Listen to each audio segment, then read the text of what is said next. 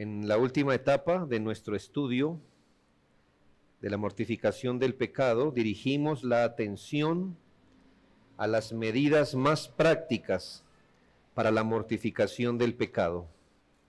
No hablamos de simples técnicas humanas, ni de terapias con un barniz religioso, sino de un ejercicio espiritual, de una dinámica espiritual y perseverante de dar muerte al pecado por medio del Espíritu Santo. Por esto, hermanos, todas las normas vistas hasta ahora las hemos hecho descansar sobre un fundamento bíblico amplio y sólido que nos libra del error de confiar en nuestras propias fuerzas. ¿Qué hemos visto hasta aquí, hermanos? Pues algunos principios indispensables, hablando de la última etapa de nuestro estudio. La necesidad de un diagnóstico cuidadoso del deseo pecaminoso que será mortificado. Luego vimos la obligación de desarrollar un sentido claro de la culpa y gravedad del pecado. Luego la urgencia de acrecentar la conciencia del peligro que conllevan los deseos pecaminosos. También el imperativo de la consideración de la maldad del pecado.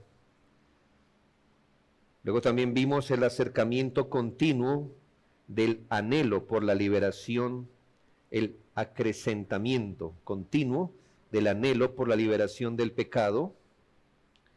Luego el refuerzo de aquella oración específica por la mortificación del pecado. Vimos la vigilancia de las ventajas que el pecado pueda tener en cada uno. También el compromiso de luchar contra el pecado en sus inicios. Vimos el establecimiento de una lucha consecuente contra el pecado, pues recordemos que no podremos mortificar ningún pecado a menos que sincera y diligentemente intentemos tratar con todo pecado. Y la última vez consideramos la necesidad de familiarizarnos cada vez más con lo santo. Sin embargo, hermanos, si nos detuviéramos aquí, únicamente en estas medidas, la obra quedaría incompleta, la obra de mortificación quedaría incompleta.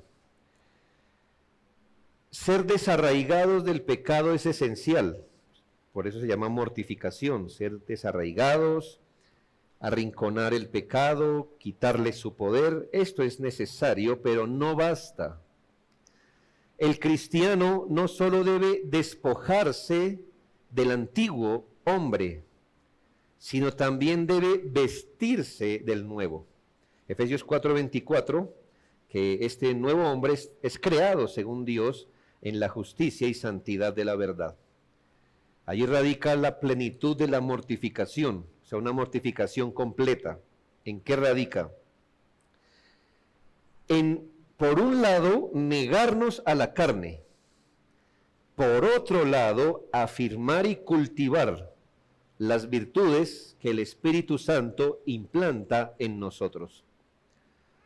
Por eso a continuación consideraremos una norma imprescindible, y es el título de hoy, la promoción de la virtud contraria al pecado que buscamos mortificar. En otras palabras, que nos es necesario promover la virtud contraria al pecado que deseamos mortificar. Vamos a ver el principio que sustenta esta consideración, luego la manera en que se lleva a cabo la tarea y finalmente la práctica que nos ayudará a ejercitarnos en ella para la formación de un carácter íntegro delante de Dios. El primero, hermanos, el principio. Así que permítame hablar y explicar cuál es el principio práctico de mortificación del pecado que veremos esta tarde. La mortificación del pecado no está completa mientras no avancemos un paso más allá de la restricción del mal y nos esforcemos en sustituir la raíz arrancada del deseo pecaminoso con la siembra de virtudes divinas.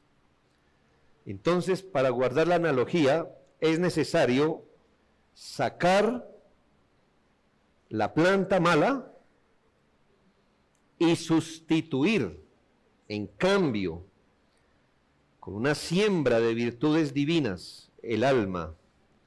Entonces, no basta con abstenernos de obrar lo malo. No basta con reconocer la inclinación del corazón. No basta con resistir la concupiscencia y sofocar las pasiones carnales hasta privarlas de fuerza. Eso es necesario. Cualquiera que desee ver el jardín limpio le toca desarraigar. Le toca limpiar el terreno. Eso es necesario hacerlo. Esta dimensión, que podríamos llamar negativa o restrictiva, es indispensable para la mortificación, pero no es suficiente. La mortificación eficaz requiere también de una obra positiva, que el creyente, movido espiritualmente y bajo el poder del Espíritu Santo, haga florecer en su vida la virtud contraria al pecado que combate. No le dije solo, hermano, que el creyente haga florecer, porque los creyentes no podemos hacer florecer nada. Le dije que el creyente, movido espiritualmente, bajo el poder del Espíritu, haga florecer en su vida la virtud contraria al pecado que combate. Así, hermanos, como el terreno no se limpia solo para quedar vacío, sino para recibir buena semilla, del mismo modo el alma no puede permanecer desocupada. Para ilustrarlo, yo sé que no está hablando aquí de la mortificación del pecado, y ni siquiera este texto está hablando de la posesión demoníaca, pero voy a ilustrar con las palabras de Cristo. En Mateo 12, 43, cuando el espíritu inmundo sale del hombre, etcétera, da una vuelta por ahí, dice, vuelve y halla la casa desocupada, barrida y adornada. Y según la parábola del Señor, si dio toda una vuelta y encontró la casa adornada, pero no ocupada, ¿qué hace? Vuelve. Entonces, hermanos, es una ilustración, pero la verdad es que nunca hay un terreno vacío, hermano. Nuestro corazón no funciona así. No quitamos algo y queda vacío. De hecho, más bien, yo lo ejemplificaría con que el pecado es como cuando usted mete la mano en un balde de agua. Su mano está ocupando, su brazo está ocupando un espacio, ¿verdad? En el agua. Y si la quita, ¿qué hace el agua? Llena el espacio. Entonces, hermanos, desarraigado un principio malo, es necesario ocuparlo con una virtud. Y esto se hace, hermano, cultivando las virtudes que el Espíritu produce. Y esto lo animo, hermanos, para que nuestra mortificación no empiece a rayar en lo negativo y muy probablemente en lo legalista, donde solo se nos convierta la vida en un no.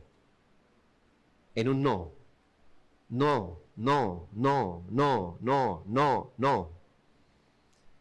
Y de ahí, hermano, a saltar a un legalismo es muy fácil, porque uno se da la idea de que al no hacer tales cosas, o al no darse a tales cosas, estoy cumpliendo. No, hermanos. Hasta que no nos vistamos del nuevo hombre, en cambio, la tarea no estará cumplida. Allí está la parte activa, cultivando aquellas virtudes que el Espíritu produce, virtudes como amor, gozo, paz, etc. Esta es la parte activa y positiva de la mortificación. Así, hermanos, el pecado es doblemente debilitado. Por un lado, al ser sofocado y resistido. Por otro, al ser desplazado y arrinconado por la presencia creciente de la gracia. Así que esta es la tesis, el principio, la doctrina a aprender. Si deseamos mortificar efectivamente el pecado, debemos, por la operación del Espíritu, cultivar deliberadamente las virtudes que lo contradicen, es decir, que contradicen el pecado. Cada pecado, si usted lo piensa, solo considérelo, esto es ilustrativo y muy útil para nosotros. Cada pecado es un ataque directo a una gracia específica. ¿Sí o no? Piense en cualquier pecado que se le venga a la mente. Cada pecado es un ataque directo contra una gracia específica que debería estar presente. La mentira es un asalto directo contra la verdad. El odio, un ataque directo contra el amor. La codicia, contra el contentamiento. La lujuria, contra la pureza. La soberbia, contra la humildad, etcétera, etcétera, etcétera. Por eso es necesario nutrir las semillas de la gracia para que crezcan y sofoquen como un árbol frondoso que quita espacio a la cizaña toda oposición pecaminosa en el alma. Entonces, he explicado el principio. Es, creo que, obvio, fácil de entender. No basta con apartarnos, con restringir, con quitarnos del pecado. Nos es necesario alimentar deliberadamente la virtud que la contradice. Habiendo entendido el principio, hermanos, ahora hablemos de la manera. La manera. Como en toda batalla espiritual, hermanos, y más en esta batalla espiritual, donde ninguno de nosotros sabe pelear, nos toca atenernos a lo que el Señor dijo. Así que no basta con que usted diga, voy a luchar esta guerra de Dios, pero la voy a luchar a mi manera. No, hermanos, la guerra, esta guerra contra la carne, nos toca lucharla, y nos toca lucharla a la manera de Dios. Por eso, hermanos, debemos sujetarnos a la Escritura. Es que pasa esto, hermanos, reconocemos el principio, por ejemplo, ya entiendo lo que Dios me manda hacer, pero la manera la busco yo. Y empezamos a hacer unas cosas, hermanos, que más parecen terapia, ¿verdad? Y esfuerzo humano. Y una buena guerra, como es la de la carne, si se lucha con su propia manera, es ineficaz.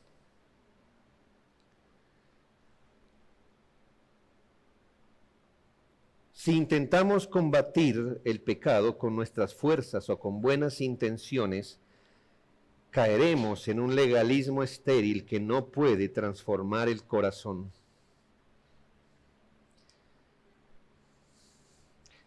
Usted tiene problemas de dominio propio. Piensa que la solución es mudarse a un lugar donde no tenga una panadería a los 5 cuadras alrededor. Eso me parece tan irreal de su parte, como si usted no pudiera caminar 6 cuadras, ¿no? ¿Sí o no, hermanos?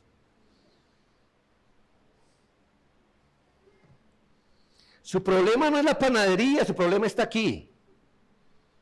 Aquí.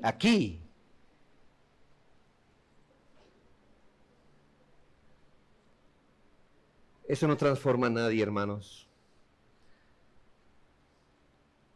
Era una ilustración.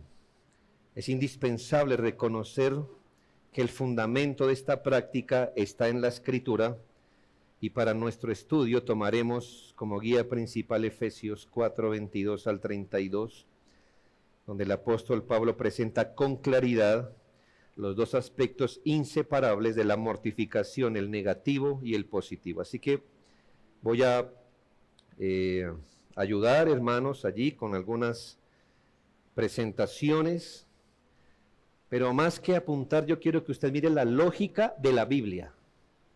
Es decir, cómo el mismo apóstol nos enseña que se debe hacer las cosas. Espero que para usted sea muy obvio. Dice, el aspecto negativo en cuanto a la pasada manera de vivir, despojaos del viejo hombre que está viciado conforme a los deseos engañosos. ¿Lo deja ahí? No. Dice, y... ¿Sí de qué no se conformó con decir despojaos? Y renovaos en el espíritu de vuestra mente y vestíos del nuevo hombre, creado según Dios en la justicia y santidad de la verdad. Mire que el apóstol Pablo entiende así la lucha de la carne. Despojarse y vestirse. ¿Vestirse de qué? De lo contrario a lo que es el viejo hombre. Según el texto, ¿qué es lo contrario al viejo hombre? No me diga el nuevo. Sí, bueno, el nuevo. Pero ¿qué característica tiene el nuevo? Creado, según Dios, en justicia y santidad. Son las dos partes, la negativa, la positiva. Miremos el otro texto. Por lo cual, desechando la mentira. ¿Deja ahí? No.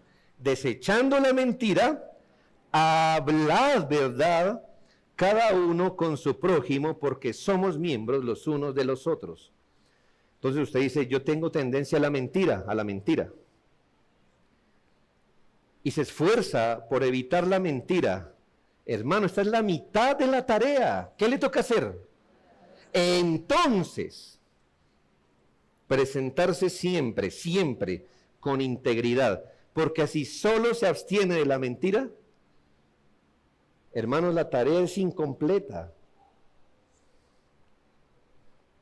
Este otro texto no tiene una contraparte textual en Efesios, pero quiero animarlos a que la busquen bíblicamente. Dice, airaos, pero no pequéis. Mire que todo es un no. No pequéis, no se ponga el sol sobre nuestro enojo, no deis lugar al diablo. Bíblicamente, usted que sabe versículos, ¿qué le pondría al lado? ¿Qué le pondría al lado? Al lado de no pecar con la ira, al lado de no mantener un espíritu iracundo, y que por mantener un espíritu iracundo le dé lugar al diablo. ¿Qué pondría, verdad? Buen punto, ¿no? Y no lo quise llenar para que usted vea cómo nos trata la Biblia. Que cuando la Biblia no llena el espacio, nos es necesario ir a la Escritura y llenarlo. ¿Está bien? ¿Qué le pondría usted al lado? No sea iracundo.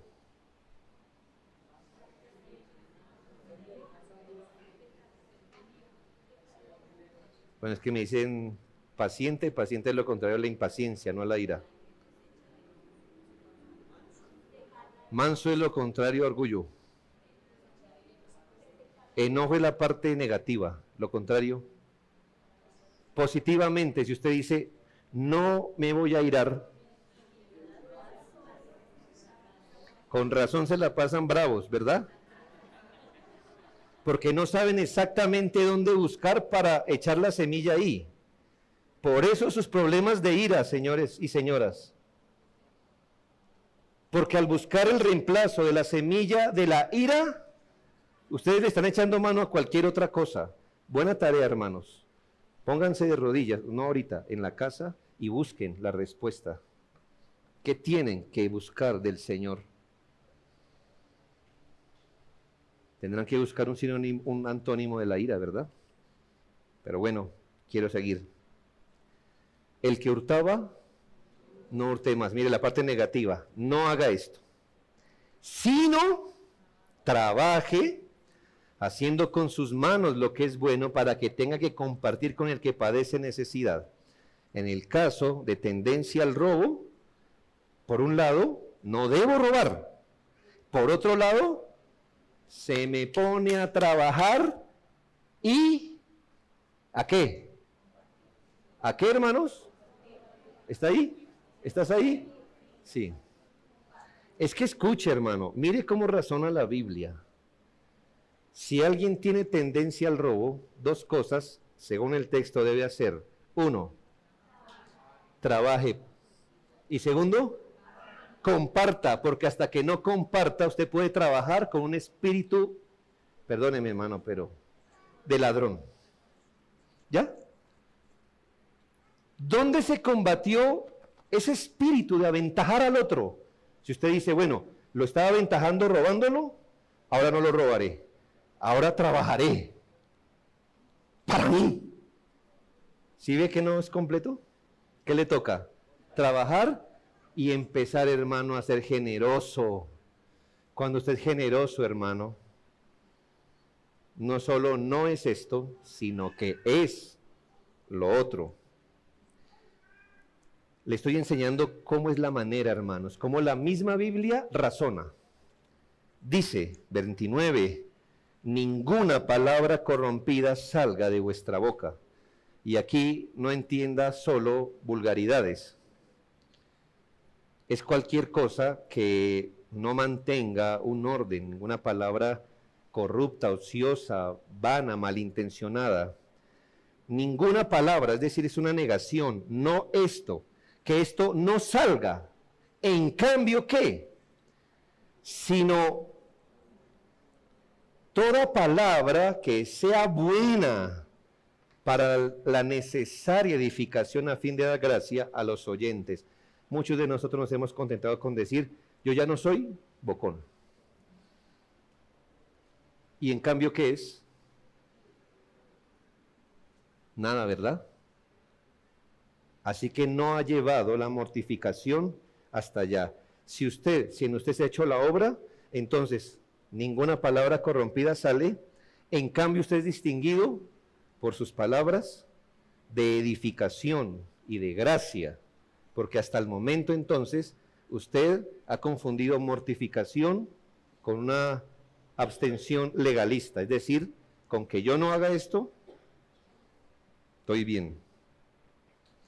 Otro espacio en blanco.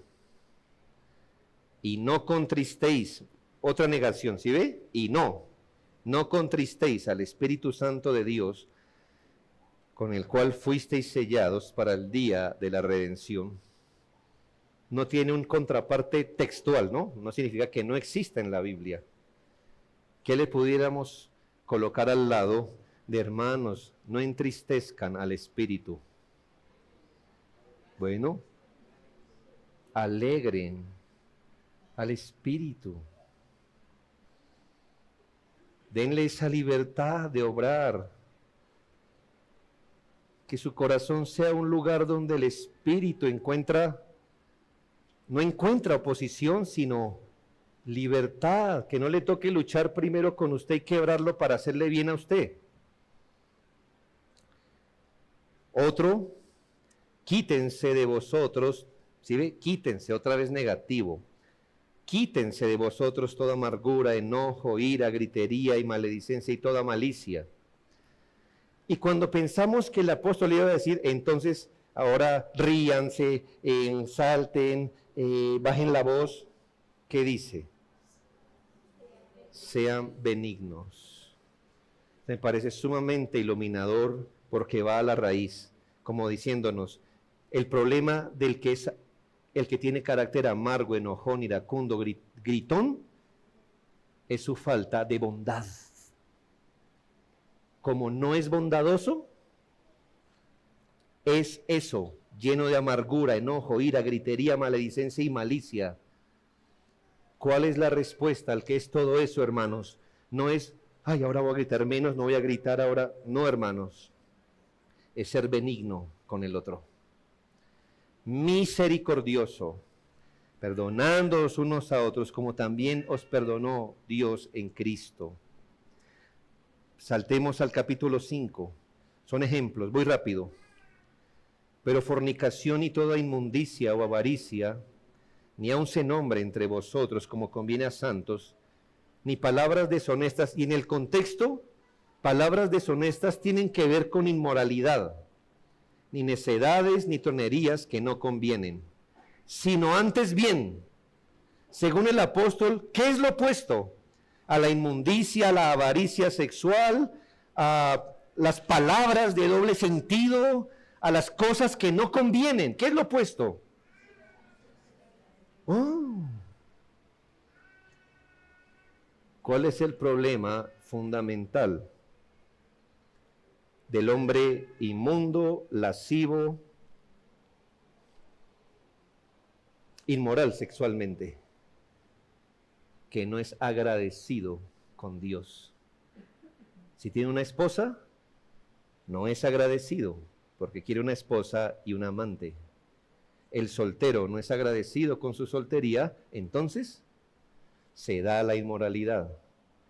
El que le parece la vida aburrida con lo que habla, no es agradecido, entonces tiene que hablar palabras que no convienen. ¿Cuál es el problema según Pablo de eso? Que usted no está conforme con lo que Dios le dio. Luego dice, no os embriaguéis con vino, en lo cual hay disolución.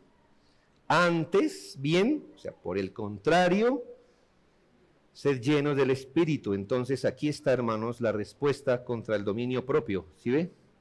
Es decir, usted no puede ser maleable a sus antojos. Su problema, querido hermano, es que no es lleno del Espíritu. Ejemplo en otras cartas, 1 Timoteo 6:9. Porque los que quieren enriquecerse caen en tentación y lazo, y en muchas codicias necias y dañosas que hunden a los hombres en destrucción y perdición. Está negándose a qué, hermanos, ni se les ocurra tener un carácter de esos que se sueñan siendo ricos y ganándose el baloto. Y yo qué hiciera si heredo joven. En lugar de andar pensando eso, ¿qué? Gran ganancia es la piedad acompañada de contentamiento. Así que teniendo sustento y abrigo, estemos contentos con eso. Su problema no es cuánto gana, su problema no es su estrato, su problema es falta de contentamiento. Entonces, ¿qué debe trabajar? En el contentamiento, hermano. Solo hasta aquí, hermano. ¿Es claro cómo razona la Biblia? ¿Sí ve que no es terapia? Y me encanta que las soluciones siempre van al fondo. No es simplemente, ay, ¿no tiene contentamiento? Ay, conténtese. Nos pone el dedo, hermano, donde duele. Claro, así debe ser. Ahora saltamos a Romanos 12. Aborreced lo malo. Positivo, seguid lo bueno. En lo que requiere diligencia, no perezosos. En cambio, fervientes en espíritu, sirviendo al Señor. ¿Es perezoso espiritual? ¿Qué le toca, hermano? Buscar fervor del espíritu. No maldigáis a los que os persiguen, sino bendecid a los que os persiguen. Versículo 16, no altivos, en cambio, unánimes entre vosotros, asociándoos con los humildes. Versículo 17, no paguéis a nadie mal por mal, procurad lo bueno delante de todos los hombres. 18, si es posible, en cuanto dependa de todos vosotros, estad en paz con todos los hombres. 19, no os venguéis vosotros mismos. Lo contrario a no vengarse, si tu enemigo tuviere hambre, dale de comer, si tuviere sed, dale de beber. 21, no seas vencido de lo malo, sino vence con bien el mal. Bien, son ejemplos, hermanos, de cómo razona la Biblia. Espero que usted lo haya visto, de que la Biblia sí enseña que no basta con la parte negativa de la mortificación. Es necesario por el contrario, revestirnos activamente de la virtud opuesta, de manera que la vida de Cristo sea formada en nosotros. A veces la Escritura nos da un principio general que debe regir la conducta. Como usted se dio cuenta en algunos textos, nos da un principio general. Por ejemplo, conténtense. Es grande, ¿verdad? Es un principio muy grande. A veces señala con precisión un pecado específico a ser sustituido con una gracia concreta. En ocasiones la instrucción toca el pensamiento. En esto pensad, dice Filipenses 4:8. En otras, los afectos, vístanse de misericordia y benignidad. Y en otras, hermano, la Biblia nos da acciones muy prácticas de la vida diaria. Si tu enemigo tuviera hambre, dale de comer. Dale de comer. Y hermano, y es que yo entiendo, así nos enseñaron en las iglesias de donde venimos, un hiperliteralismo de este texto. Entonces, si alguien le hace daño a usted dice, yo tengo un plato de comida. ¿Qué entiende por eso? ¿Qué entiende de si tu enemigo tuviera hambre, dale de comer? Levántelo un poquito del plato de comida y llegue a un principio más grande, allá arriba. ¿Qué será? Sí, hermanos, que un creyente debería estar dispuesto a darle lo que el enemigo quiere, obvio, si eso es razonable, porque aquí no está diciendo, si tu enemigo quiere matar, dale un arma, ¿me hago entender? Sino si tuviera hambre, lo cual es algo legítimo, o sea, legal. Hace unos días, de hecho hace un par de días, alguien me ofendió. Y estoy orando al Señor para que déjelo ganar. ¿Quiere parecer más fuerte que yo? Séalo. ¿Tiene necesidad de atención? ¿Y? Dele de comer. Ya. Pobre, ¿quiere que lo miren? Pues mírenlo. Esa es su recompensa. ¿Me hago entender? Hermanos, en otras ocasiones nos defenderíamos, ¿verdad? Pues mi punto es este, hermano. El pecado debe ser vencido de raíz, mientras al mismo tiempo se cultiva la virtud que la contradice. ¿Cuál es su tendencia o sus tendencias habituales? Las apuntó en un cuaderno, hizo un cuadro, puso al lado la virtud contraria. Si no lo ha hecho, hágalo. ¿No cree que es un bonito ejercicio, hermanos? En su diario personal, nadie lo va a ver. Compre uno que tenga llave, para que nadie, o diga, este cuaderno, nadie lo ve, a menos de que quiera pensar mal de mí, ¿verdad? No lo vea. Y hágalo, hermano, porque es que usted tiene que tomar tiempo para eso, para decir, bueno, tercero, la práctica. Ahora quiero ofrecer un consejo muy práctico, hermanos. Lo que no quiero es que esto se quede como, ay, mire cómo Pablo hizo, ay, tan chévere, Pablo, que ay, como quien fuera Pablo, sino que no carezcamos de habilidad en el uso de esta dinámica, que es muy útil, hermanos, de hecho es muy útil.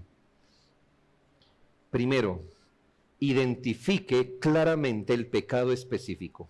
Todo empieza ahí. Identifique claramente el pecado específico. Debemos reconocer con precisión cuál es el deseo pecaminoso que debe ser mortificado.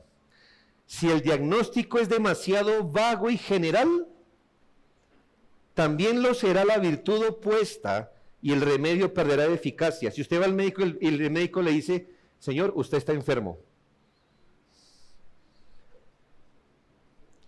Hermano, eso es muy general, ¿no le parece? Entonces usted se sale diciendo, estoy enfermo, necesito medicina. Igual de general, ¿sí se dio cuenta? ¿Y entonces se va a sanar? No, hermano. Entonces, hermano, aquí nos toca enfrentarnos claramente. No le tenga miedo a eso. Téngale miedo a cerrar los ojos a su pecado. A eso sí, húyale. Húyale. A que usted se mire y diga, no, yo no soy eso. O no quiero tocar eso. Pero, hermanos, si no somos honestos ante Dios, ¿ante quién, hermanos? Como si todo este tiempo le hubiera usted ocultado algo a Dios. Así que sea honesto.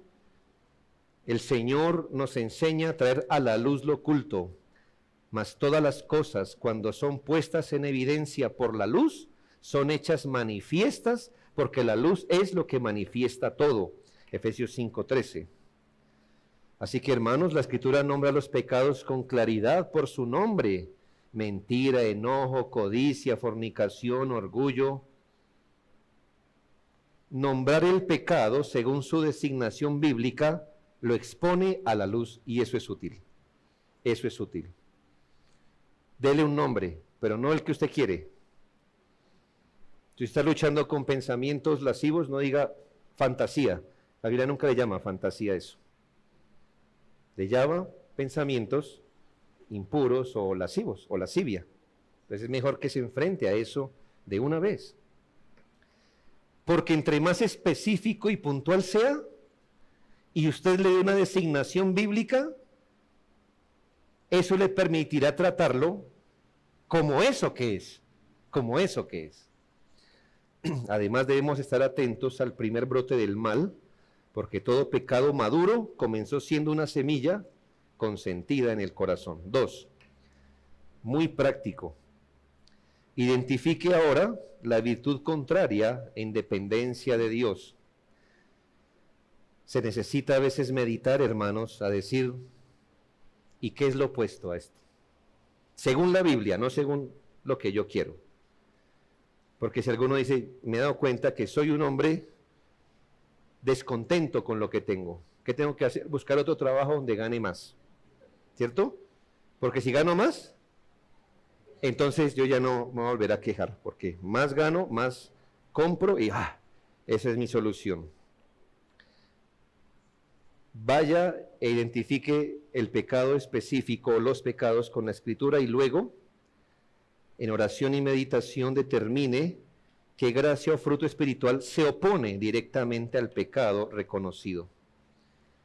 Por ejemplo, note cómo la mentira se vence con la verdad, el odio con el amor, la avaricia con el contentamiento, la inmoralidad con la pureza, la soberbia con la humildad, como ya habíamos dicho.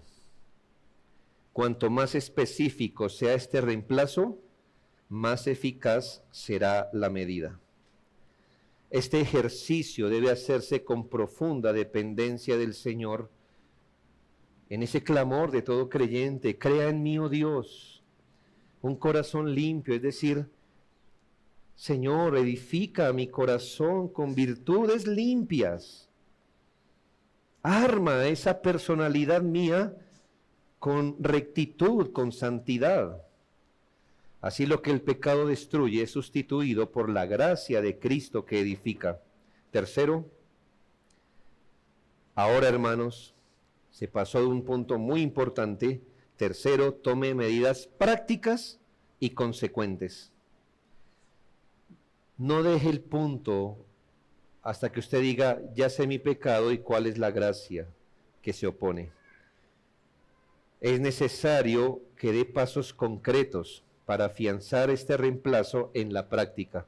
Porque como todo en la vida, hermano, todo asunto teórico que se refuerza con la práctica, hermano, eso es casi efectivo, ¿sí? Mire, hermanos, que yo me la paso viendo videos de natación. Y si no voy a la piscina, como efectivamente hago,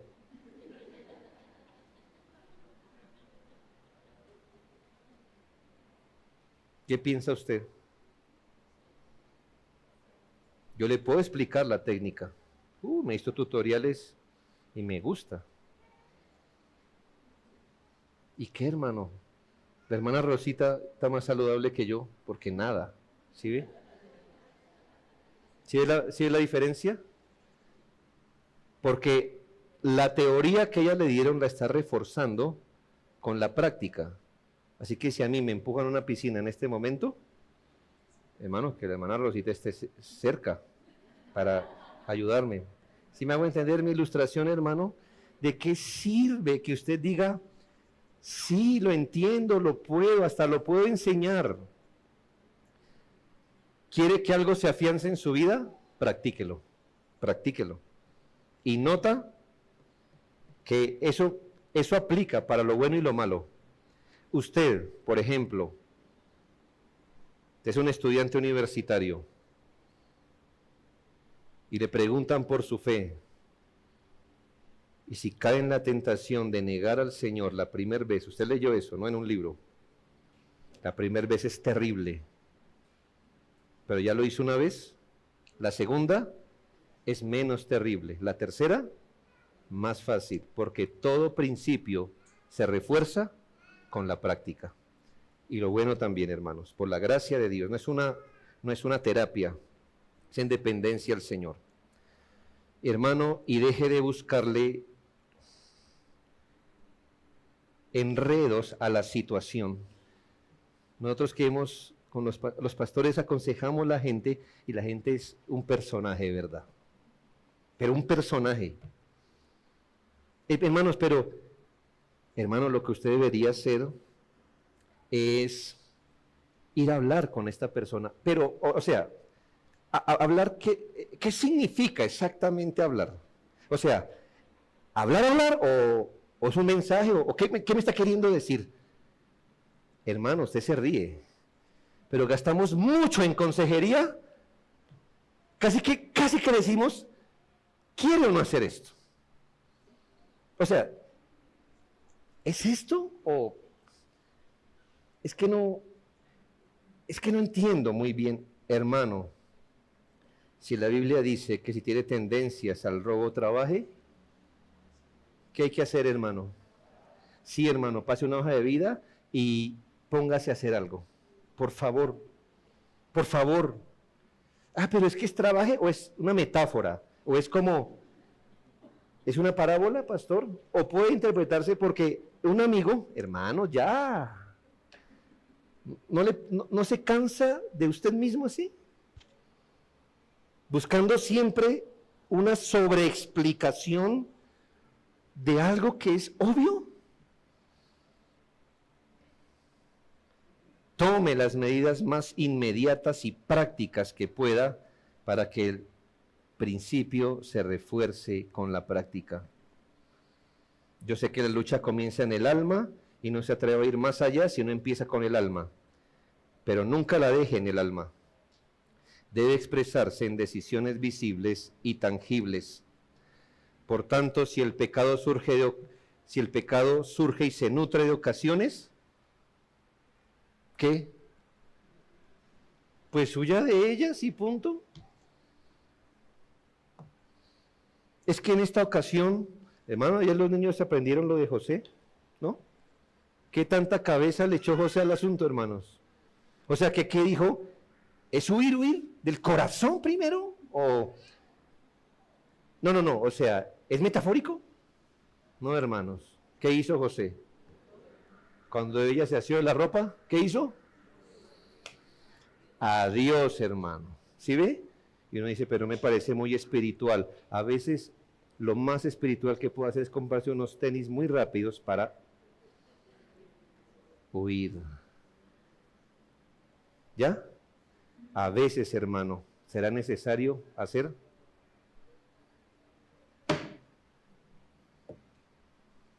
¿Ya? Muy costoso, ¿verdad? Yo sé que eso para algunos de ustedes es arrancarse la mano derecha, pero hermanos, que así sea.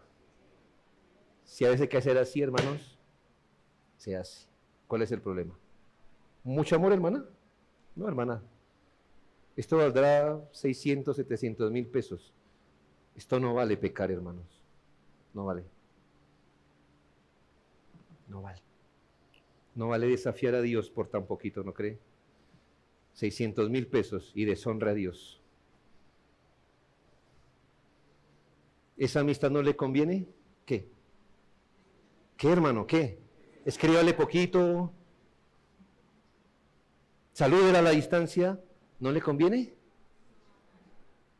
Marque distancia. Marque distancia. ¿Sí nota? Lo más práctico, hermano, a la mano. Si su pecado brota de la soledad, sí, señor. Muy duro, ¿no? Muy duro. Si su pecado brota de la soledad, busque compañía. Busque comunión de los santos. Si su pecado se fortalece en la ociosidad, ocúpese en el bien.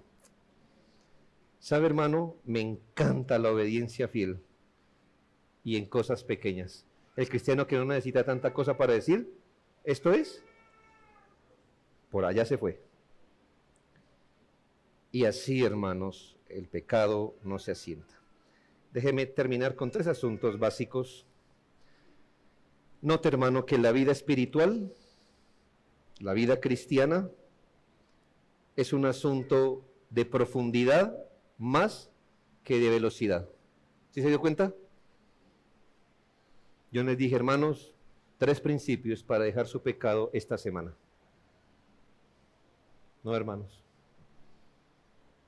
Les he exhortado a pasar ahora tiempo pensando, meditando. Hermanos, no es para que se vuelva el más lento de la clase, pero hermanos, la vida espiritual es más profunda que rápida. Es más profunda que rápida. No se va a medir tanto por la cantidad de actividades. Al comienzo va a ser por la seriedad de las consideraciones espirituales que hacemos. Dios es alabado cuando un hijo suyo pasa tiempo pensando cómo deshacerse de esto y optando por lo opuesto, así no haga nada más. Dios es honrado cuando un hijo suyo le da tiempo a esto. El creyente se convierte en alguien más pensante, reflexivo y cuidadoso en su caminar. Una fe madura no corre tras lo superficial, sino que medita en la ley del Señor día y noche, buscando solidez, no la rapidez. Segundo, hermanos, esto nos lleva a la misericordia y al cuidado en el trato con los hermanos. Yo le he enseñado, hermanos, en la mortificación, usted sea recio con su caso y misericordioso con lo de los demás. Somos al revés, ¿no? Recios con la mortificación del pecado del otro y tan compasivos con nosotros. No, hermano, al revés. La mortificación del pecado nos recuerda que este camino no es sencillo ni rápido.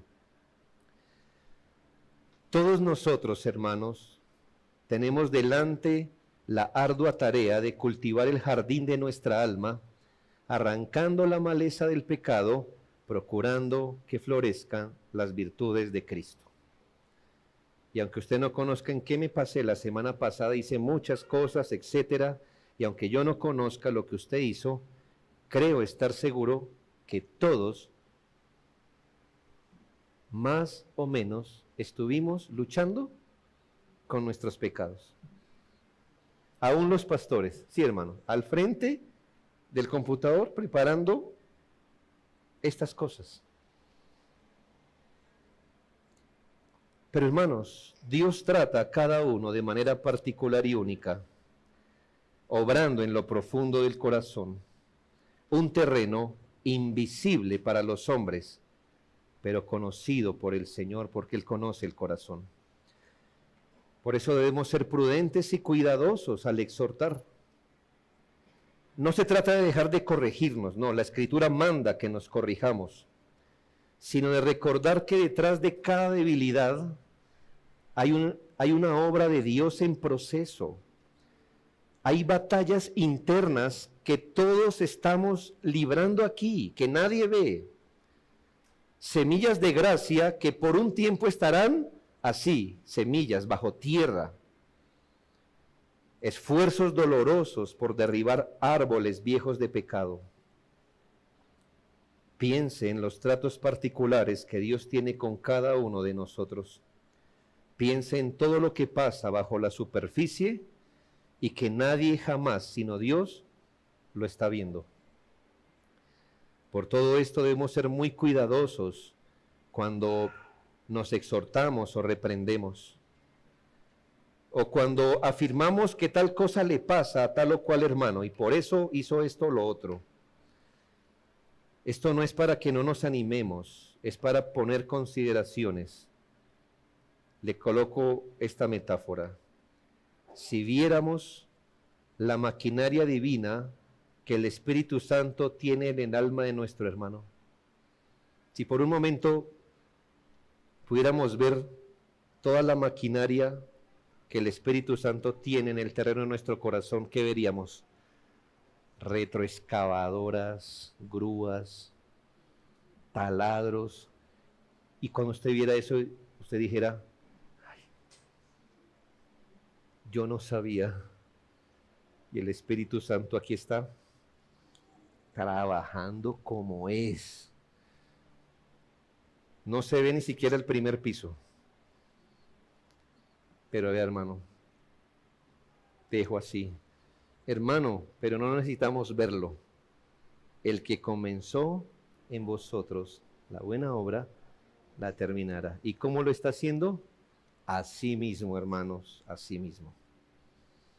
Ay, si usted viera la sierra ya gastada, el Espíritu de Dios derribando los árboles de la mala, del viejo hombre, usted diría, piense esto, si esto es el hermano ahora, en medio de la obra divina, ¿usted puede imaginar lo que era él sin Cristo? Wow. Usted lo ve y dice, le falta, y eso que está en medio de la obra. ¿Ha pensado entonces cómo era antes? Uy, hermano. Así que, hermanos, esto nos lleva a pensar en tratar de animarnos y ayudarnos unos a otros. Recuerde que Cristo no quebrara la caña cascada, ni apagara el pábilo que humea.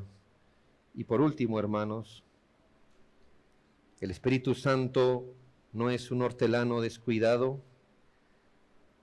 Él hace que el fruto crezca en el creyente. Hago esta exhortación para evitar cualquier negligencia espiritual. La Escritura nos asegura que la obra el Señor la perfeccionará. De este lado de la eternidad no alcanzaremos perfección absoluta, pero sí, hermanos, podemos llegar a ver progresos reales, mayor dominio sobre el pecado, más desaliento hacia el pecado y más amor por la santidad. Si no vemos este avance, no podemos culpar a Dios o a los medios de gracia. La falta de crecimiento solo revela descuido de nuestra parte y sería ser a Dios mentiroso, como que es por Él que estamos fracasando. Trabajemos, hermano, con sabiduría y precisión. Dios nos ha dado todas las cosas. Fiémonos en Cristo. Creamos en sus promesas mientras, por otro lado, nos esforzamos, luchando tenazmente contra nuestros pecados. Demos gracias al Señor y que su palabra esté en nuestro corazón.